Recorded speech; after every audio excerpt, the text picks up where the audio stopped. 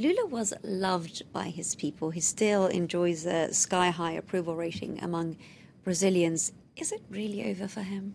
Look, it's being, described as a move that effectively ends his political career. As we just heard in that report, how do you run for president when you're behind bars? And it does, at this point at least, look like he's headed for jail, even if he could appeal perhaps the length of that sentence.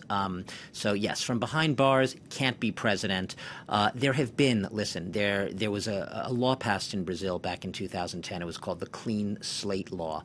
And essentially what it does is it bars anyone convicted of a crime from running for elected office for at least 8 years. That would put Lula out of the running for, his jail term right now is 12 years as it stands, but he wouldn't even, if he got an exemption, be allowed to enter public life again until 2026.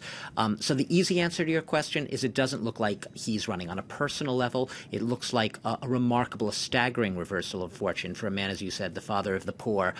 Tens of millions of Brazilians credit him for literally, I know it sounds cliched, lifting them out of poverty, dire poverty, creating tens of millions of a new lower middle class in Brazil, people who were all of a sudden never would have had a chance at any schooling or education, at any sort of vaccinations for children, family policy planning.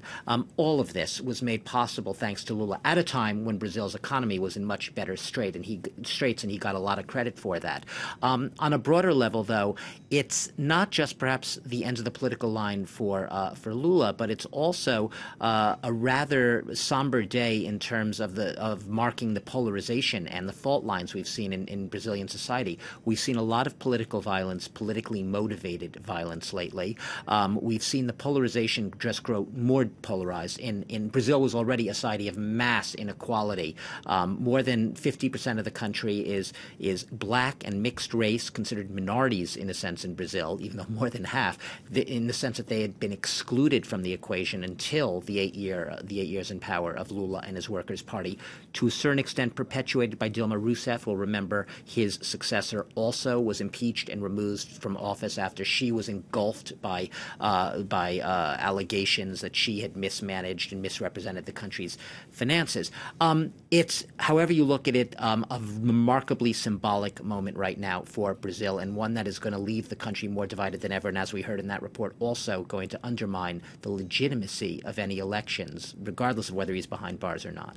You talk about this being a symbolic move, and of course some observers are saying that actually Lula is the biggest scapegoat that Brazil has seen. Are they really making an example of him here? Well, first of all, you have to define who's they, right? I mean, look, what we can say for sure is that Lula's case is merely the most prominent, sort of the thick end of the wedge of a much broader anti-corruption series of anti-corruption investigations and scandals known as the Operation Car Wash, which have really ensnared top officials, businessmen, politicians across the political spectrum, well beyond the Workers' Party of Lula. And even, we saw, I said that Dilma Rousseff, his successor, was impeached, ensnared in the same sort of scandals, even if she wasn't directly accused of corruption.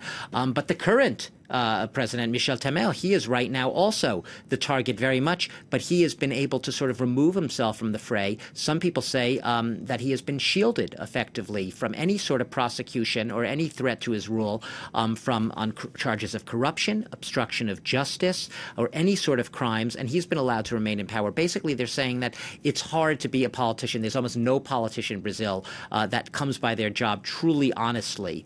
And when you talk of Lula being made a scapegoat, a lot of the people who are still his very fervent supporters, the ones who give him credit for helping make their lives qualitatively and quantitatively different, they basically say, yeah, sure, of course he did things wrong. Yes, he was perhaps guilty of certain elements of graft, but nowhere near on the level of a lot of other people who have gotten away with it in Brazil. And relative to what he's done for us, their argument is cut him some slack. He sees himself as being the victim of what is almost a continuing military dictatorship. He calls this the dictatorship of the prosecutors. He says it's politically motivated, and people basically want to keep him from being able to run for president.